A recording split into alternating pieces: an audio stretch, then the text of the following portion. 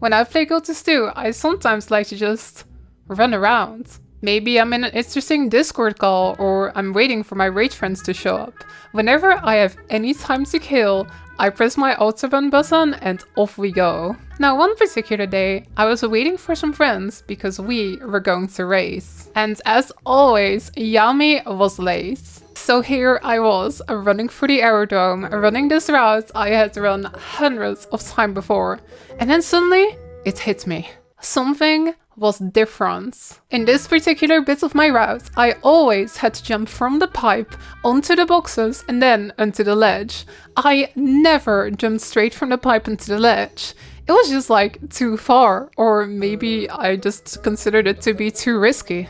But now, for some bizarre reason, it seems really easy. It was like I could like run and then just fall from the pipe onto the ledge, and it was different. They totally changed the ledge! I told some of my raiding friends and they told me that I was just imagining it. So then, after the race was done, I began digging. One nice thing about being a Guilty Stew content creator is that I am always recording. So I began digging through footage, trying to look for that ledge. The old ledge. The ledge before they changed it. They said I was imagining it, but I was totally right. Look, here in the old screenshots, the ledge was pretty far away from the pipe. But now, in the new screenshots, the ledge extends all the way to the pipe. Clearly, there is only one explanation. Someone at ArenaNet also likes running through the aerodrome, and they decided to make the route just a little bit easier. No, I'm just kidding. But why did they really change the ledge? What really happened here was that they were just busy adding the new gates to the new rates that they were adding, and then the ledge got slightly changed. But still, I felt accomplished. I felt like a genius investigator. Hey everyone, my name is Nancy, and today we are talking about Guilty Stew conspiracy theories. From mysteriously changed ledges to the secret identity of Lord Faren to much more. Now, before we get started, I want to give a bit of a disclaimer. I realized that in the real world there are a lot of harmful conspiracy theories out there. Misinformation is no joke. But today's video is 100% a joke. This is about a game, this is not real, it's not even real in the game, like it's completely and utterly ridiculous. Have you ever noticed that there are no horses in Tyria?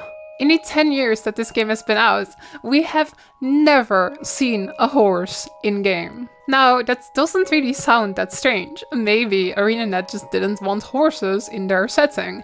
But here's the thing, the lore constantly references horses. Horses are for riding. Who wants a pet that talks back? There are NPCs that are mentioning horses. There is a staff you can get that has a horse head on it.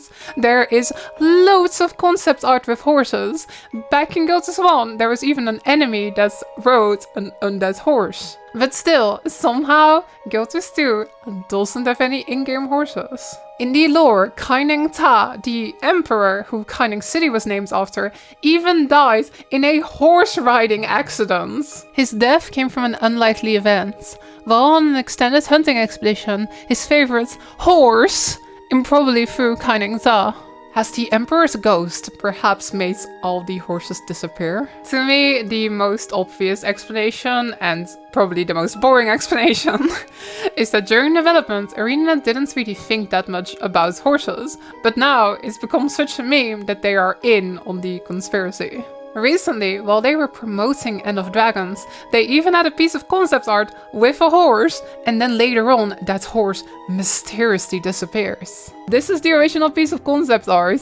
We got to see this like months ago, right? This one has a horse. And now, the loading screen, it's gone!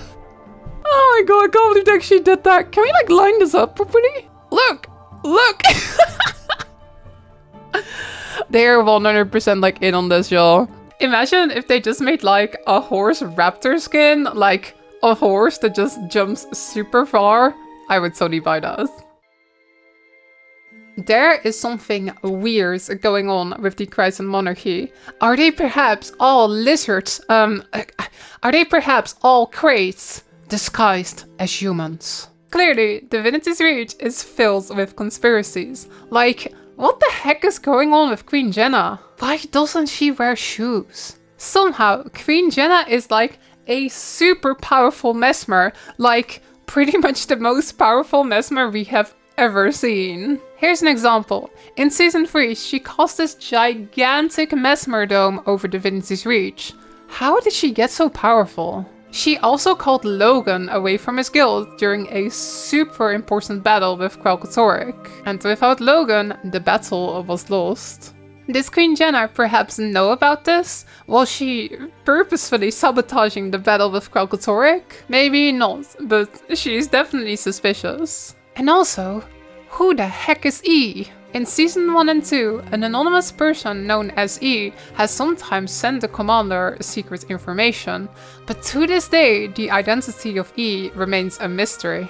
They like to call him Mr. E, and then you get like mystery. E hasn't been in the story for years now, but recently, in the End of Dragon story, a mysterious NPC said the following. Wait, how do you know who I am? Let's just say that you and I have a mutual connection in Divinity's Reach, but a girl's gotta keep a little bit of mystery in her life, don't you think? Mystery in her life? Mr. E in her life? Like, pfft. We could like wait for the answers, but I am impatient. So here is my favorite conspiracy theory. Maybe the secret identity of E is actually Lord Faren. Maybe Lord Faren is just pretending to be, you know, Faren. Maybe he is actually a scheming mastermind, and that is the reason why he always shows up in the middle of the action. Here's the proof. Lord Faren. LF.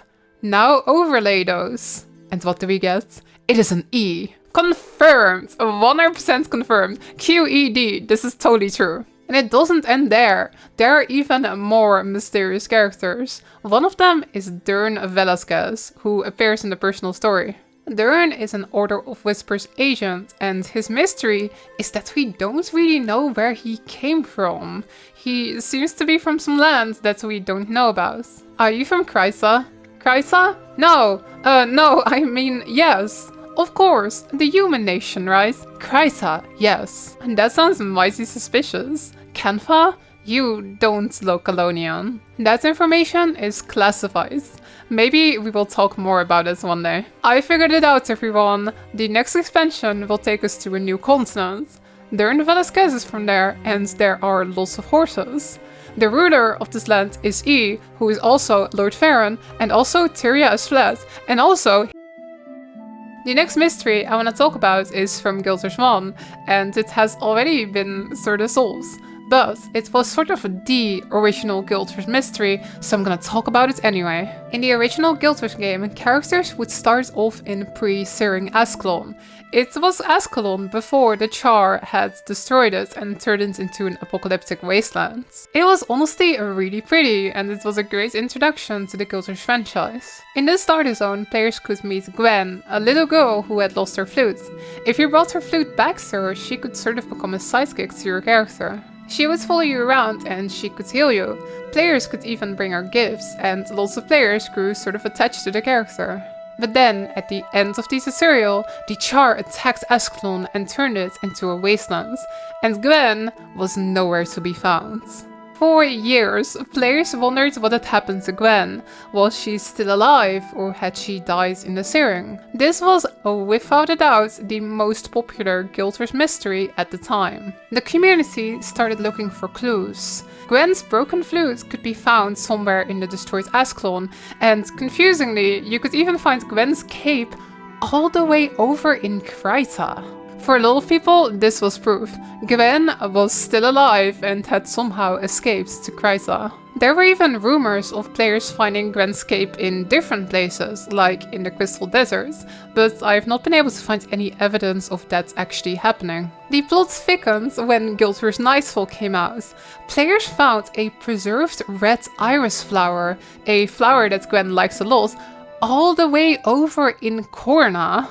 Some players were entirely convinced that this flower was a hint that Gwen has made her way to Corna, while other players thought that anyone could have brought that flower there. Looking back at this, these items might have been a hint to the cancelled Guilders Utopia, which was going to take place in the Mists. I guess that from the Mists, Gwen might have traveled to all these places, and that's what these items were hinting at. However, Guilders Utopia was scrapped and was reworked into Guild Wars Eye of the North, or as some players call it, GWEN.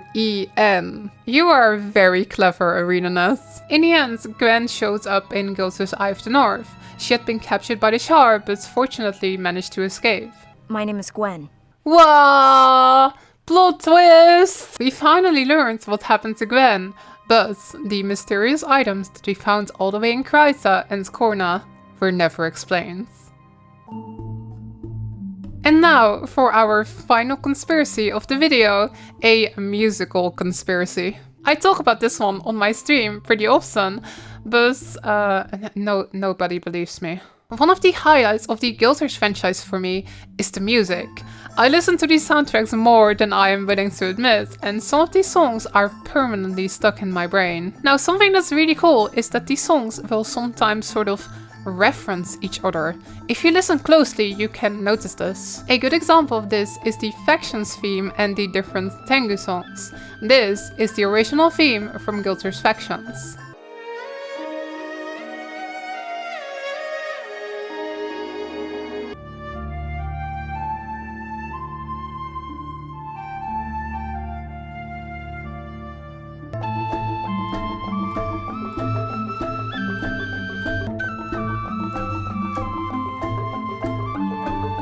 Did you notice this? It's a different song, but that same melody is sort of hidden in there. All of this was pretty clear. Now, let's get to the part where nobody believes me. I think that there might be another one of these musical references that is really obscure. And it's probably a coincidence, but still, I just want to believe it's true. This is the first trailer that was ever released for Guild Wars 1. The game looks very different from the final product, and it almost looks a bit like WoW. But this was the first ever look that we got at this universe. It's a really cool look back into the past, and as a big Guild Wars fan, I've seen this trailer many times. To master our unique skills. To earn the right to call. Many years later, in 2016, ArenaNet showed off a trailer for Heart of Horns, and as I was watching that trailer, I recognized a couple of notes.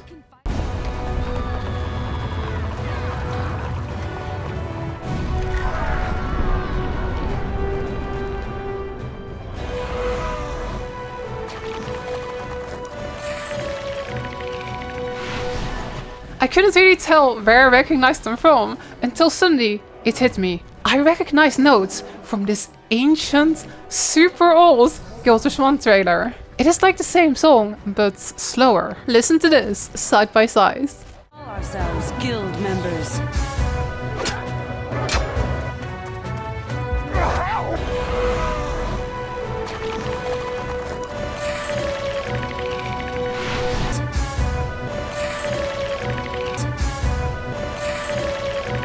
Do you hear it? When I heard this sort of blew my mind. These are the exact same three notes. It's not even in a different key. That's the old trailer? That's Heart of Horns. It's totally the same! Did ArenaNet really just like put a musical reference to an ancient trailer?